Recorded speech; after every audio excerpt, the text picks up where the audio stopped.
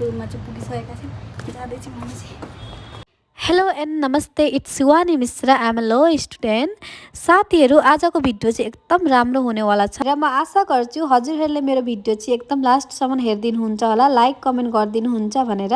Student भएपछि college जाने अगाडि बेगमा चाहिँ नोटबुक भराउने जग्गामा मैले चाहिँ आज कुकरको ढकनी भराएको थिएँ। देख्दाखेरि अलिकति अजिब लाग्यो होला, तर गाइस के गर्नु, आफ्नो काम गर्नुपर्छ होइन। शरम गरेर लाज गरेर हुँदैन अहिलेको दिनमा पनि। त्यही भएर मैले चाहिँ कुकरको ढकनी लिएर गएँ, किनभने इभिनिङ टाइममा सधैँ अङ्कलको दोकान बन्द हुन्छ र मैले सोचेँ कि कलेजको टाइममा दिन्छु, आउँदाखेरि लिएर आउँछु भनेर। म मान्छे अलिकति अलग छु, मलाई लाज शरम त्यति लाग्दैन यो सब कुरामा। अब घरबाट आउँदाखेरि पनि मैले पहिला पहिला बस्दा बस्दा सामानहरू लिएर आउँथेँ, बस्दैमा लिएर आउँथेँ। लेकिन आजकल चाहिँ मलाई बाबाले भन्नुहुन्छ पढ्दैन, तल अप्ठ्यारो हुन्छ, केही लानु पर्दैन, उही किनेर खानु एउटै त पर्छ भन्नुहुन्छ।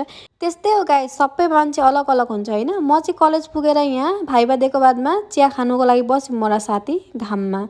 त्यसको बादमा घुरेर आउँदाखेरि सब्जी लिएर जानु पर्यो भनेर सोचेँ र मैले यहाँ प्याजको पात अम्लेट खानुलाई किनेँ र निम्बु एउटा किनेँ। रुममा पुगेको बादमा मैले रस्सीमा कपडा सुकाइलिएँ। त्यसको बादमा हिरोइन स्टाइलमा मैले चाहिँ बेगदेखिबाट कुकरको ढकनी निकालेँ। मेरो कुकर चाहिँ के बिग्रेको रहेछ भन्दाखेरि यहाँ छेउको एउटा नट न बल्टु एउटा खराब भएको रहेछ।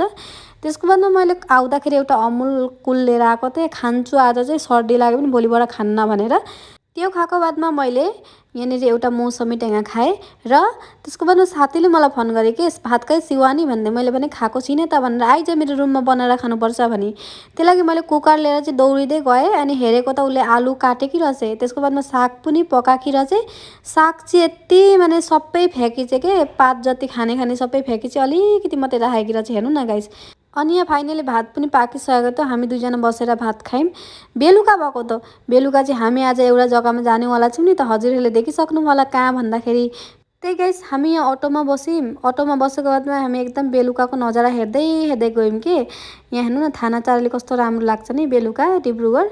फाइनली हामी त्यो जग्गा पुगिसक्यौँ जहाँबाट चाहिँ हामी बुकेट किन्छौँ एउटा भनेर सोचेका थियौँ। र मैले चाहिँ यहाँ भने यो बनाइदे, यो बनाइदे भनेर। अनि त्यो आन्टीले चाहिँ एकदम राम्रोसँगले मैले भनेकै डिजाइनमा चाहिँ माने कुन चाहिँ चाहिन्छ त्यो बनाइदिए होइन। अनि म चाहिँ हेरिरहेको थिएँ कसरी बनाउँछ भनेर। फाइनली गाइस, हाम्रो बुकेट चाहिँ रेडी भएको छ। र हेर्नु न, के को पानको यो रजनीकान्त के को सबैको पो हुँदो रह त यो बुकेट पनि, मलाई थाहै थिएन। आफ्टर डेट हामी गयौँ केकको बेकरीमा र त्यहाँदेखिबाट हामीले एउटा रेड वेलभेटको केक लियौँ। अब केक हेर्नको लागि त अब क्युट त, खानको लागि कस्तो त हामीले थाहा पाएका थिएनौँ होइन। र गाइस, मेरो चाहिँ यहाँ वाच अलिकति माने मलाई ढिला हुन्थ्यो नि त, त्यहाँनिर एउटा दुलो बनाउनु पर्ने थियो, त्यो बनाउनुको लागि गएका थियौँ। र हामीहरू फाइनली मेमको रुममा पनि पुगिसकेका थियौँ क्या गाइस। तपाईँहरू मेमको रिएक्सन चाहिँ हेर्नु होला। अब बिलेटेड बर्थडे सेलिब्रेट गरेका नि त हामीहरूले। अस्ति त मेमको बर्थडे, लेकिन हामीहरूको टाइमै भएको थिएन र यसरी जानलाई मेमको रुममा। त हिजो हामीले टाइम मिलाएर गयौँ नि त।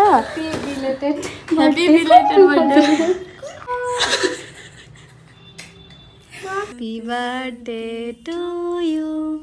Happy dear ma'am. लौ शिवानी। गाइस, हामीहरूको चाहिँ यहाँ फाइनली केक काट पनि भइसकेको थियो र मेम यति हेप्पी हुनुभएको थियो नि, राम्रो लाग्यो कि। मेमलाई हेप्पी देख्दा हामीलाई पनि हेप्पी लाग्छ होइन। र गाइस, हामीले यहाँनिर फर्स्ट चाहिँ ब्ल्याक कफी खायौँ र राति डिनर गरेको बादमा सुत्यौँ। मेमले चाहिँ भन्नुभयो आज नजानु, यहीँ बस्नु भन्नुभयो नि त, मेम पनि एक्लै हुनुहुन्छ भनेर। र मर्निङ पनि भएको थियो र मेमको रुमदेखिबाट यति राम्रो भ्यू देखिँदो रहेछ नि, हेर्नु न।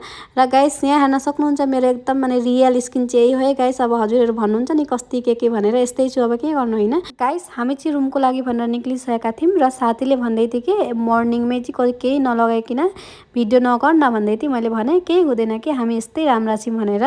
र गाइस, रुम पनि पुग्न आँटिसकेको थिएँ। अगाडि चाहिँ मैले त्यहाँ सब्जी लिएर गएँ नि त। गाइस, मेरो भिडियोलाई लाइक कमेन्ट फलो गर्न नभुल्नु होला है गाइस। बाई बाई आजको लागि।